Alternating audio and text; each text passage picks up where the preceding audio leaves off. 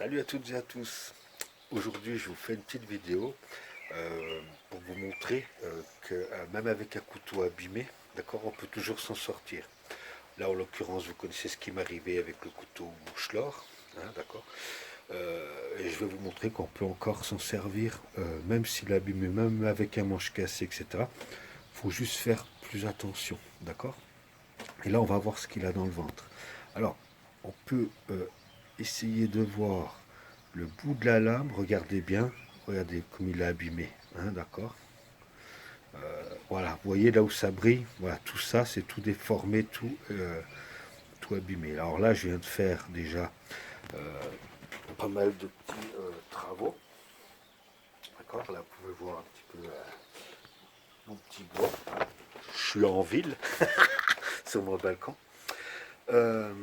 Et puis, autre chose, vous regarderez mon bras. Hein, regardez, ça, voilà, c'est une tique, d'accord. Une tique que j'ai galéré à enlever et puis elle m'a craché le truc dedans. Donc voilà, donc il faut 3 semaines pour aller voir, avoir son putain de médecin, excusez-moi, hein, mais voilà. Voilà, j'ai besoin d'antibiotiques, d'accord, pour pas risquer de prendre la maladie de Lyme. Donc voilà, ceci dit, donc vous ne prendrez pas peur, hein, voilà, c'est pas beau, mais voilà. Donc regardez-vous toujours quand vous sortez, quand vous revenez des bois, regardez-vous toujours, c'est important, d'accord. Surtout quand vous avez des peaux comme moi je reviens, à des fois j'en ai eu jusqu'à 6 sur moi. Donc pour vous dire, pas marrant, pas marrant. Et méfiez-vous, surtout faites attention. Allez maintenant, on va voir ce qu'il a dans le ventre, je replace le téléphone et puis je vous reprends tout de suite. Bon, je peux pas mieux faire que ça. Hein. On va faire comme ça. Euh, je sais pas si on va arriver à voir. Pas le bout qui est abîmé. Ouais, là on y voit hein, le bout. Bon, je suis désolé, il y a les bagnoles qui passent. Il fait pas beau. Mais bon, la ville continue, hein, les gens ils travaillent. Voilà, donc, eh ben, je vais vous montrer avec ce morceau de bois sec un peu ce que ça vaut. Alors il va y avoir quand même pas mal de passages de voitures. Alors, je suis désolé les gens. Et vous voyez, il n'est pas super droit le truc. Hein. Donc on va voir.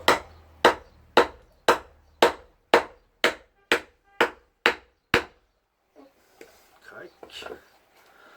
Vous voyez, quand ça commence comme ça, c'est pas facile. Mais vous allez voir que eh ben, le coucou il fait le job. Encore.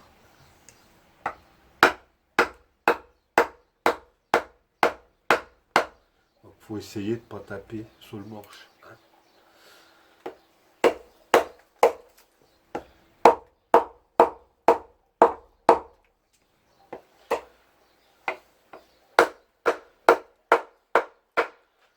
Vous voyez comment ça fend. Hein, on voit bien la fente.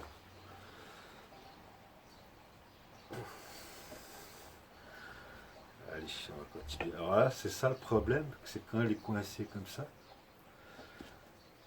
On n'ose même plus taper comme ça, parce qu'on va dire je vais péter au reste. Parce que, hein, vous voyez, le manche est tout pété. Donc si celui-là il va pas, je me suis fait un petit maillet, je vais prendre un autre boule. Je vais voir.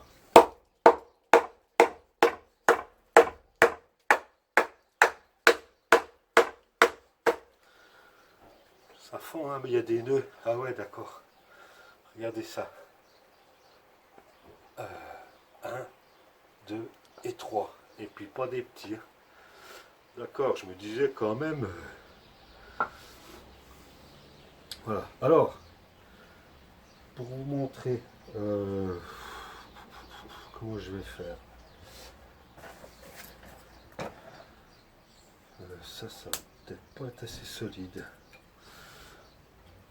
Dans les cas comme ça, on prend un coin, on se fait un bout de bois et on va venir plus gros hein, et on le rentre dans la fente qui sera plus gros. Ça va récarter et on peut sortir le couteau.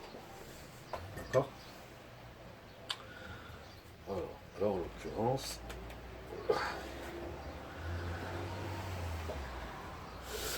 l'occurrence, alors on va pas taper sur le couteau, on va taper sur le bois. Voilà, pour le redresser un peu. D'accord? Voilà, ça évite de taper sur le bout de bois. C'est juste ça, des fois c'est tout con à penser, hein, mais voilà, regardez, c'est redressé. Alors je vais prendre un autre bout là. Bougez pas, celui-ci qui est plus petit, qui permettra d'aller attraper la pointe. Parce qu'en plus, vu que c'est pas droit, là pour appuyer, c'est pas super sympa.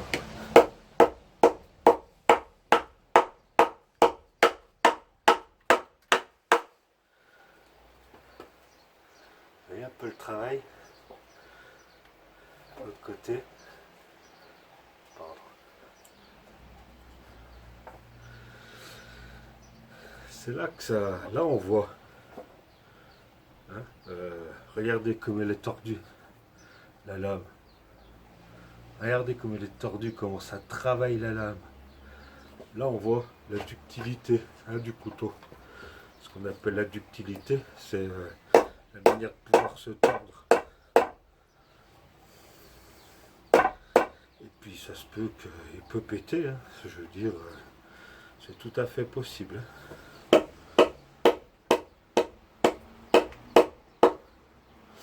C'est tout à fait possible.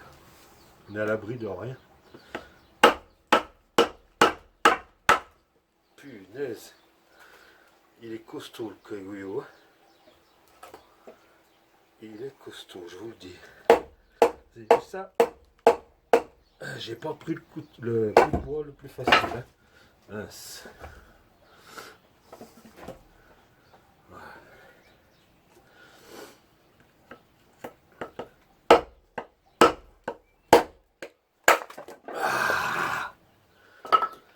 Hein?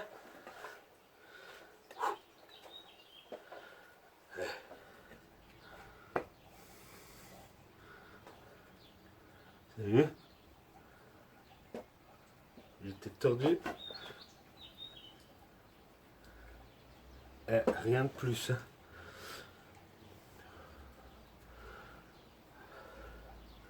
Il est toujours nickel chrome. Nickel chrome. Et bah, bien sûr, là, à part la pointe qui était déjà abîmée, ah, la coupe à la volée, mais le reste, il est impeccable. Impeccable. Donc après, ben ça, le plus dur, il est fait. Le plus dur, il est fait.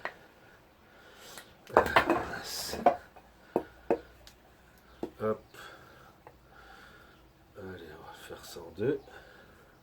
Combien je suis? 6 minutes. Voilà.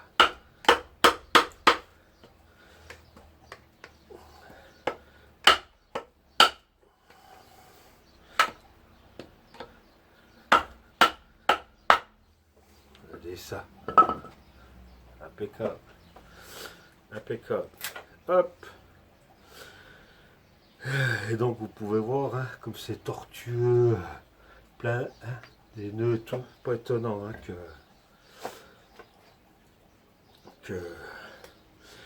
ça galère pour couper tout simplement. Hein. Allez, on va se refaire un petit bout là. Je vais le prendre comme ça.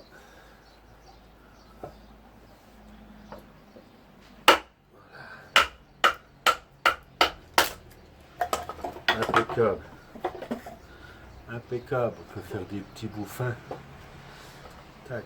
Et alors après, ce que je voulais vous montrer, c'est regarder même à la pointe, là où c'est abîmé. Regardez.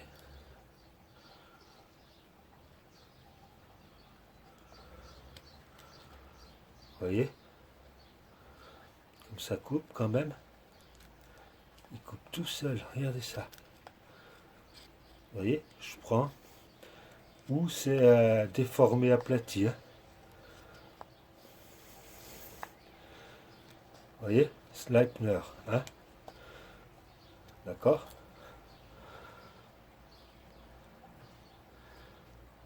Pardon, où c'est déformé là. J'ai coupé un, ok.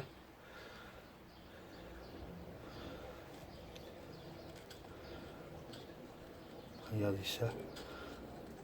Ah, pardon.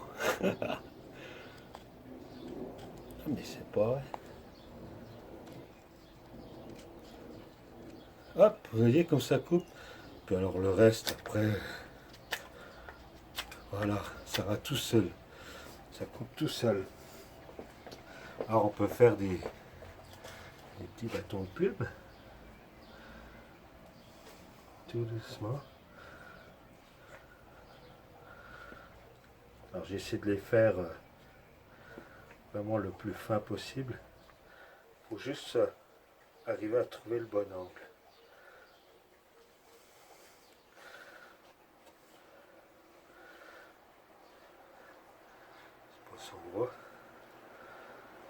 C'est pas simple au portable, hein. J'ai pas de support.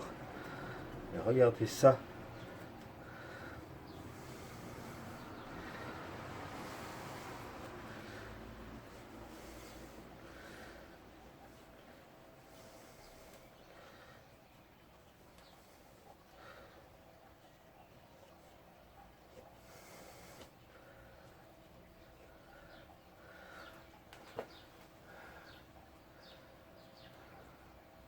Vous voyez comme c'est tout finot.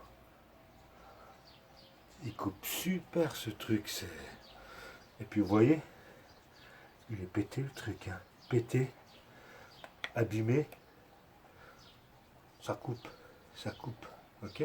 Je ne l'ai pas refait parce que je voulais justement, je me suis dit, si ça nous arrive sous le camp, comment on fait? Est-ce que je peux encore m'en servir de mon couteau?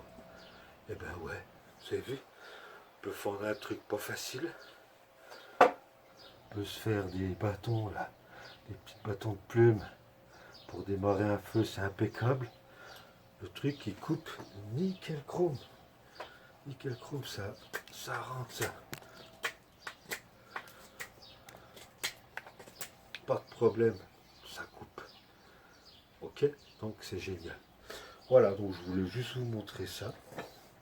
Qu'on peut encore s'en servir, même quand un couteau est dans cet état-là.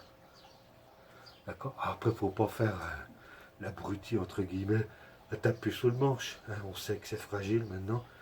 On fait marcher sa tête. Tout simplement. Et puis voilà, et puis on s'en sort. Et puis on s'en sort. Voilà, voilà. Eh bien écoutez, j'espère que ça vous a plu. Je vous dis à bientôt. Et puis je vais recevoir 2 couteaux. Le cousin suicide.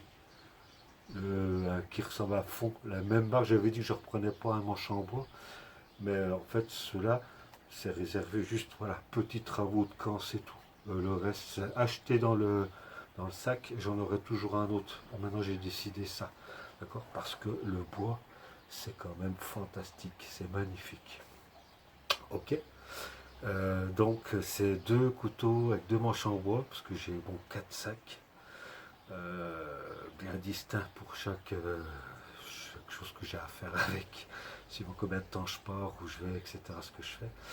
Et puis pour qu'il y en ait un dans chaque. Et puis si je dois partir quelque part, etc., il y aura un sac pour moi, un sac pour ma femme, un sac pour mon fils. On sera indépendant, il peut arriver quoi que ce soit. On peut tous se sortir de situation. On a tous de quoi faire du feu, de quoi couper, de quoi se mettre au chaud, entre guillemets. Voilà, un sac de survie, sac... voilà, vous voyez ce que je veux dire. Parce que allez, et ben écoutez, prenez soin de vous. À bientôt. Et puis, je vous dis à plus. Préservez la forêt, préservez les animaux, les arbres, tout. Tchuss